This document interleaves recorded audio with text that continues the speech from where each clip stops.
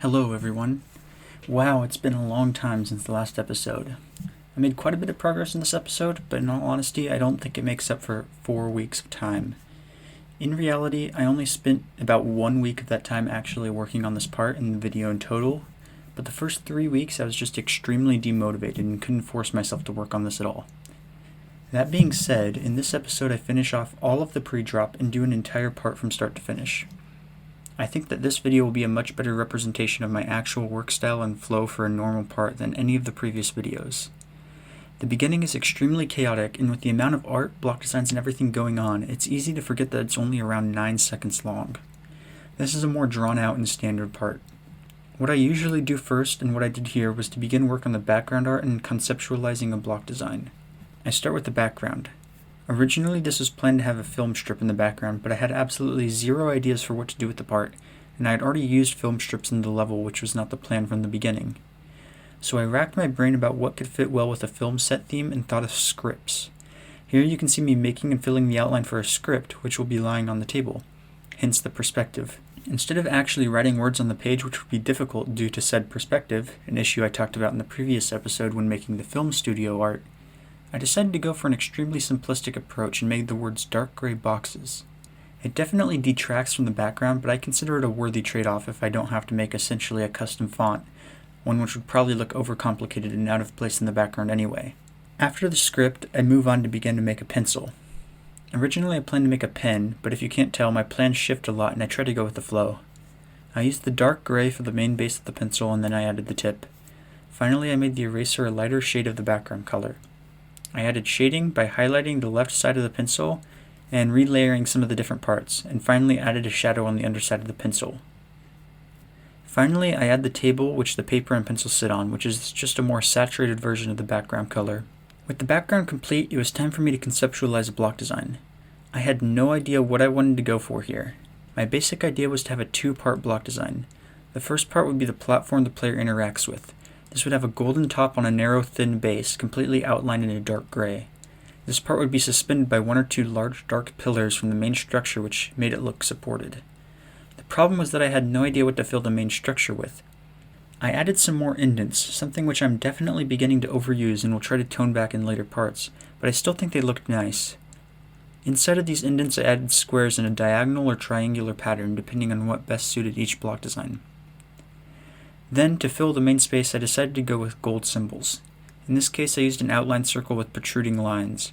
Inside of the circle was a smaller, filled circle. I added a shadow underneath each of these symbols and placed them around. My goal was to make them feel kind of like annotations, as if someone was writing on the block designs. I don't think that's entirely what they convey, but in the end, the final product looked cool. Now I needed to work on the gameplay to actually do anything with the part. That's right, you heard me, the gameplay. I know you're probably freaking out, screaming at me, asking why the gameplay isn't already completely done, and I have one simple answer for you. Gameplay is boring to me. I'd much rather spend my time in the editor decorating than tediously testing the same jump. I just don't find making normal gameplay interesting, so even if I try to make a layout for my level beforehand, which I did, I usually become too eager and start decorating, eventually forgetting or ignoring the fact that the gameplay isn't even done. As a result, I usually do my gameplay one part at a time as I get to it. Also, as a result, my gameplay is shit. But I don't care, I'd rather just do what I want than force myself to do something I hate. So that's the story of why I'm building the gameplay for this part right now, instead of earlier. It didn't take me too long to come up with something I'd call halfway decent, and so I began to work on integrating the block designs. This is what demotivated me for the longest time. I had no desire to work on this for around 3 weeks, and so it just sat there. I would open GD, go to my levels, open up lights, camera, action, stare at the editor a bit, play the 9 seconds of deco I'd done a few times, then close the game.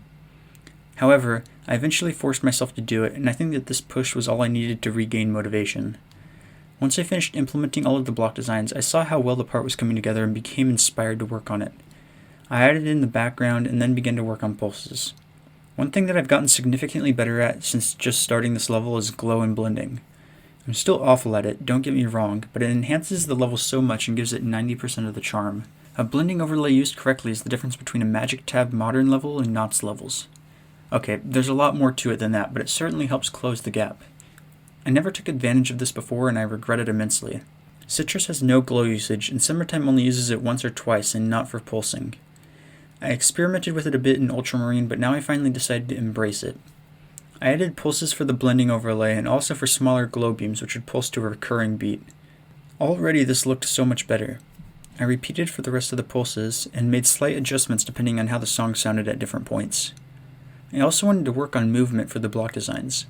I had a good idea to mix up the movements and make the part feel more unique, which was only to have the smaller platform atop the block design move. This way it would feel more in line with the block design itself, give these platforms more purpose, and still be less static. For the floating platforms, I either added support underneath or had them swaying in the air depending on what fit them best. I also made some of the lighter platforms able to be moved. For example, in the ball section, when you land on the floating platforms, they get pushed down by your weight before floating back up, and the same can be said for other not floating platforms. I also added ground spikes to fill the space. These took the form of dashed lines, which I felt fit with the overall aesthetic of the part. In the ship to ball transition, the view field narrows, so I had to make the spikes move up with the edge of the screen accordingly, but this was easy enough. By the end of one night, I had made serious progress. All that was left was to add mid-ground details, air deco, arrows, or other block design protrusions in the transition to the next part. However, that was not entirely true. I realized that the background still felt extremely empty and needed more to it.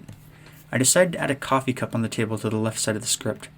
I tried to base it around the perspective lines correctly, and it looks okay. I didn't add any details to the cup itself since the curvature would make that extremely difficult. Instead, I stuck with a simple curved shadow. After this, I added a handle and played around with the shading on it, which was actually quite difficult. Finally, I added a shadow on the tabletop. Once again, this took me quite a while to do because I suck at shadows for some reason. But once it was done, it looked halfway decent. Once this was done, the background already felt significantly more full, and I felt secure to move on to the finishing touches of the part.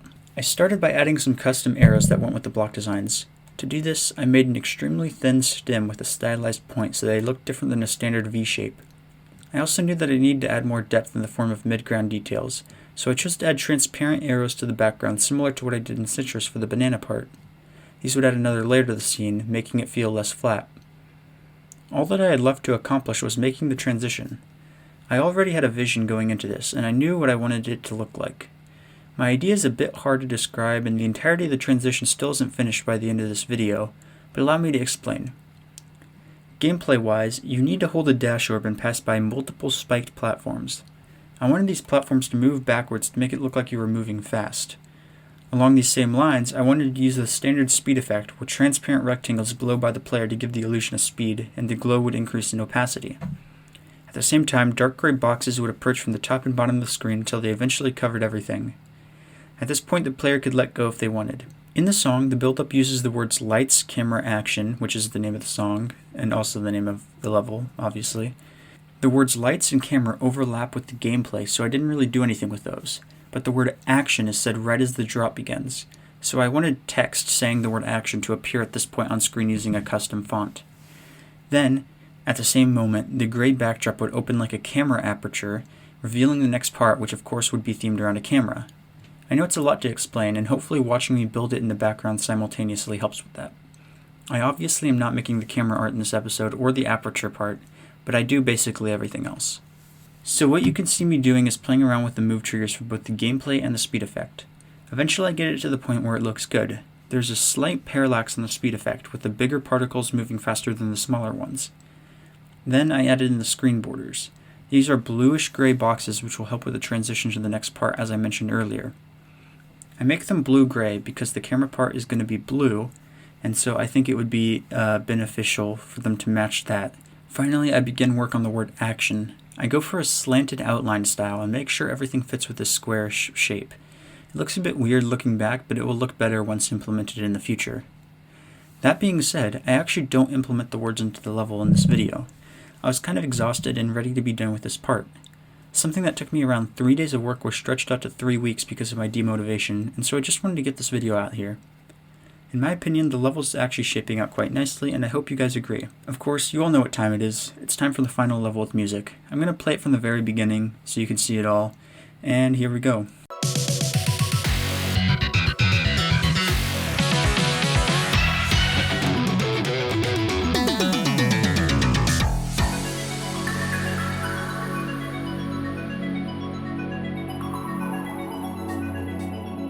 Stand by.